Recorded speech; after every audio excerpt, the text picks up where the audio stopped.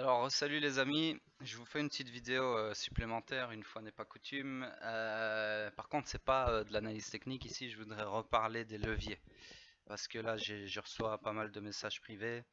Il y a toujours des gens qui ne comprennent pas qu'un levier, ça ne sert uniquement qu'à amplifier votre compte, la taille de votre compte. En aucun cas, les leviers de Binance, je dis bien les leviers de Binance parce qu'il existe des leviers qui amplifient vos profits, mais sur Binance, c'est pas du tout le cas. Donc les leviers sur Binance n'amplifient pas vos profits. Donc ça sert strictement à rien, et je dis surtout ça pour les nouveaux, d'aller prendre les signaux, les calls que je donne en x100 ou en x50 ou en x125. Parce que la seule chose que vous faites, c'est augmenter, ajouter un risque complètement inutile à votre position. Vous n'allez pas gagner plus d'argent en x125 que en x1. C'est pas du tout ça qui se passe, d'accord? Donc, pour ceux qui n'ont pas pris le temps de regarder les vidéos où j'explique déjà tout ça, ou ceux qui veulent un petit rappel, ou ceux qui ont regardé et qui n'ont toujours pas compris, ça n'a pas fait tilt, je vous refais ceci pour vous réexpliquer une fois pour toutes l'histoire des leviers. Alors le levier, comment ça fonctionne? Bah, c'est simple, il y a une formule toute conne à appliquer pour comprendre le poids du levier, d'accord, sur un trade. Donc le levier, c'est simple, c'est 100, hein, c'est une invariable, 100 divisé par votre levier. Donc ici, on va prendre un exemple. On va prendre un levier 1, d'accord? Donc 100 divisé par, alors, je vais le faire comme ça ça va être très explicite. Voilà. 100 divisé par x1, donc x1 égale à levier x1, hein, donc pas de levier en gros, est égal à quoi? À niveau primaire 100. Donc ça veut dire quoi? Ça veut dire qu'il faudra que le prix, si vous êtes en long, d'accord, si vous êtes à l'achat, il faudra que le prix descendre de 100% pour que votre position soit liquidée par Binance. Liquidée, c'est-à-dire qu'ils vous sortent du marché, vous n'avez pas le choix. On appelle ça une liquidation, d'accord? Donc, ça veut dire que vous avez 100% de marge par rapport à votre prix d'entrée. C'est-à-dire que si par exemple, vous êtes rentré, toujours dans ce cas-là, hein, je mets une séparation comme ça, je fais comme je peux, je le fais ici, pourquoi? Parce que j'arrive pas à capturer l'écran autre que sur le browser, je sais pas pourquoi, j'arrive pas à capturer à bloc-notes, etc. Donc au début je voulais le faire sur bloc-notes sur le bureau avec la calculatrice, mais je peux pas, je sais pas, donc je fais avec les moyens du bord, désolé pour ça. Donc en gros, si on suit cette formule-là, et ce cas de figure-là, ça veut dire quoi? Ça veut dire que si vous rentrez sur Bitcoin à 10 000 $ par exemple, avec un levier x1, ça veut dire qu'il faudra que Bitcoin baisse fasse moins 100% en gros. Hein, le 100% c'est quoi? Bah, c'est les 100 ici, mon résultat de la formule. Il faudra que Bitcoin fasse moins 100%. Donc en gros, qui tombe à quoi? Bah, à 0 pour que vous soyez liquidé. C'est-à-dire que votre prix de liquidation, en gros, il est à 0. C'est-à-dire qu'en x1, c'est impossible de se faire liquider. D'accord? Bitcoin qui tombe à 0, je pense pas que ça va arriver un jour.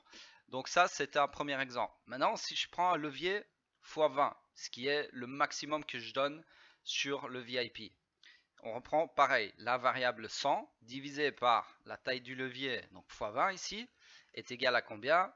À niveau de première primaire, pareil, 100 divisé par 20 est égal à 5. Voilà. Donc là, vous avez quoi?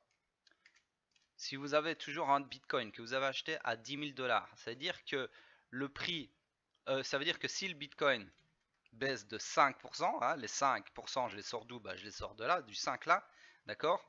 Euh, il faut que Bitcoin baisse de 5% pour que vous soyez liquidé. C'est-à-dire, bon là je prends la calculatrice, 2 petites secondes, 10 000 fois 5%, ça fait 500, voilà, il faut qu'il tombe à 9 500 en gros, d'accord? Ça veut dire que votre prix de liquidation est à 9 500.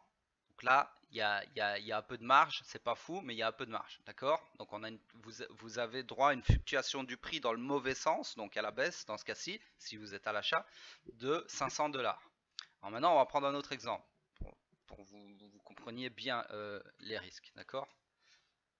Si on prend un levier, attendez parce que, voilà, 50,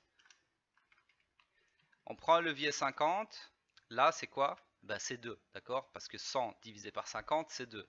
Ok? Alors, si on prend toujours notre prix d'achat 10 000 $, on reprend notre 2% ici, ça veut dire que votre prix de liquidation, il est à 2% en dessous de votre prix d'achat. Donc dans ce cas-ci, 10 000 fois 2%, ça fait 200. Votre prix de liquidation est à 9 800. Donc en gros là, si le prix il se prend une claque de 200 $, vous l'avez dans le cul, d'accord? Pour être poli. Alors maintenant, un autre exemple. C'est là que ça devient intéressant pour bien comprendre le risque associé au levier. Donc ici, 100 divisé par 125, normalement ça fait 0,8. Je fais une petite calculation, voilà, un petit calcul, 0,8, c'est ça. Donc en gros, ça fait 0,8. Ok, donc ça veut dire quoi? Ça veut dire que pour un prix d'achat à 10 000 $, vous avez droit à une baisse de 0,8%.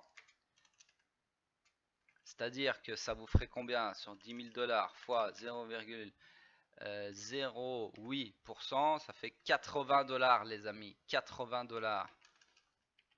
Donc du coup, vous avez un prix de liquidation à 9 920 $. Ça veut dire que si vous êtes en levier 125, en prix d'achat à 10 000 $, si Bitcoin il fait une oscillation à la baisse de 80 $, vous êtes liquidé. Ok? Vous comprenez maintenant le risque associé au gros levier? Voilà pourquoi moi personnellement je ne dépasse jamais les x20. C'est jamais le.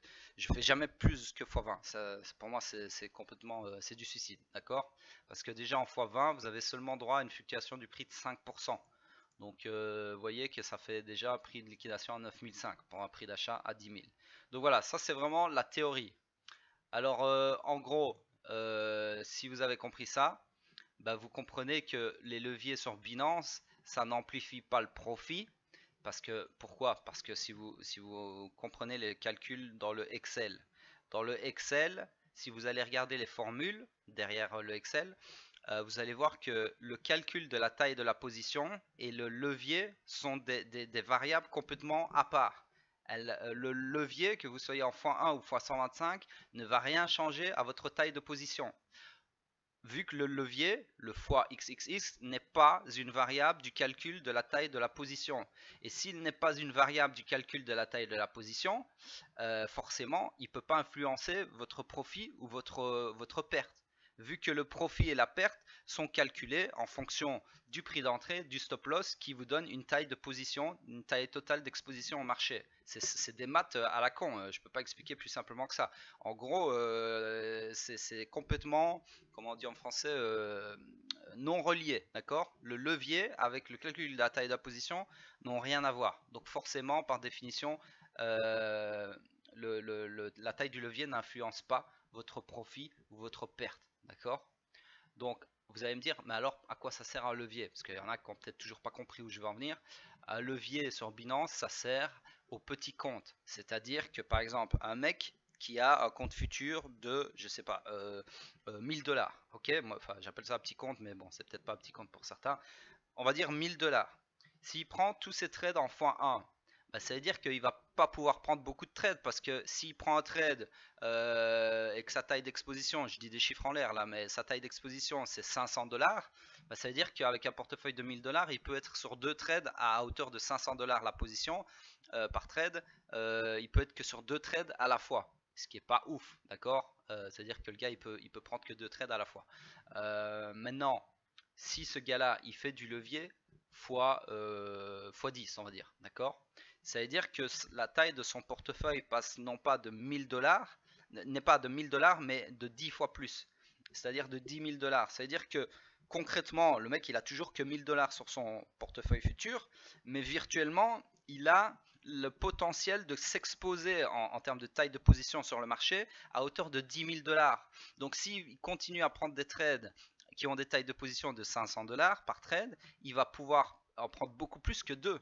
D'accord? Il va pouvoir en prendre 10 000 divisé par 500. Il va pouvoir prendre 20 trades à la fois. Vous voyez? C'est à ça que ça sert les leviers. Ça veut dire que ça vous sert à amplifier, à faire un effet de loupe sur la taille de position globale de votre portfolio. En aucun cas, ça va augmenter vos profits ou vos pertes par trade. D'accord? Ça, il faut que vous arrêtiez de croire ça. C'est vraiment enfin, c'est de l'amateurisme pur et dur. Je sais pas comment dire. Vous êtes complètement à côté de la plaque si vous êtes persuadé que vous faites plus d'argent. Alors, ok, il y a un truc qui peut peut-être induire en erreur et c'est fait exprès. À Binance, c'est des ordures pour ça. Ils ont bien le tour, comme on dit. C'est-à-dire qu'ils vous donnent les screens là qu'on poste sur le VIP avec fois 1000%, fois 50%, etc., etc. Ça, les gars, c'est pas votre pourcent de profit. Parce que vous me dites, oui, mais enfin, les noobs, ils se disent quoi? Ils se disent, voilà, je prends un trade, je le prends en x1, mon pourcent, il est de 1%, 2%, 5% de profit sur le screen partagé là, d'accord? Maintenant, quand ils prennent des trades en x125, ils voient que les pourcents, ça grimpe à une vitesse folle. Ah, je suis à plus de 100%, machin, machin. Ben, forcément, parce que c'est des pourcentages calculés sur votre taille d'exposition. Donc si vous faites du levier, vous augmentez votre taille de position et forcément le pourcentage associé avec ces screens de merde, il augmente aussi. Et c'est ça qui influence les gens à croire qu'ils font plus de fric. Mais en fait, vous faites pas plus de fric, vous faites juste plus de pourcentage parce que tout est amplifié grâce au levier. Tout est amplifié sauf le profit, c'est ça qu'on vous dit pas. Donc s'il vous plaît, arrêtez de prendre des risques inutiles à prendre des trades, les signaux que je vous donne là, à x50, x100, c'est complètement débile. Vous vous tirez une balle dans le pied. Alors, pour revenir aux signaux, quand je mets un pourcentage, pardon, quand je mets un levier, d'accord? Vous pouvez, si par exemple je mets x5, d'accord? Vous pouvez prendre le trade, le signal en x1, x2, x3, x4 ou x5, c'est-à-dire vous pouvez le prendre au levier indiqué qui est optimisé ou au levier inférieur qui vous va bien, mais en aucun cas vous devez prendre un levier supérieur à celui qui est indiqué dans le signal. Pourquoi? Parce que moi, à chaque fois que je donne un signal, je vérifie que le levier, je vous donne le levier maximum que vous pouvez prendre sur ce signal pour que le stop loss soit touché avant le prix de liquidation. D'accord? Donc si vous augmentez, si vous allez prendre un levier x7 alors que je vous ai dit que le maximum c'était x5 dans le signal, ben, vous foutez le prix de liquidation avant le stop loss. C'est-à-dire que vous allez être liquidé avant que votre stop loss soit touché. Ce qui est complètement débile, encore une fois, vous tirez 2 balles dans le pied dans ce cas-là. D'accord? Donc voilà, s'il vous plaît, c'était un rappel. C'est pour faire comprendre aux gens qui n'ont pas compris, il n'y a pas de mal, hein, on est là pour apprendre. Mais quand je vous dis les choses une fois, deux fois, trois fois, il y a un moment donné où si vous continuez à faire les cons, bah, faudra pas venir pleurer après. C'est votre argent, c'est pas le mien, d'accord? Donc moi, je vous explique les choses, je vous dis comment ça marche. Si après vous obstinez, bah voilà, vous serez perdant. C'est pas plus compliqué que ça. Voilà, sur ce, j'espère que c'est bien compris et à la prochaine.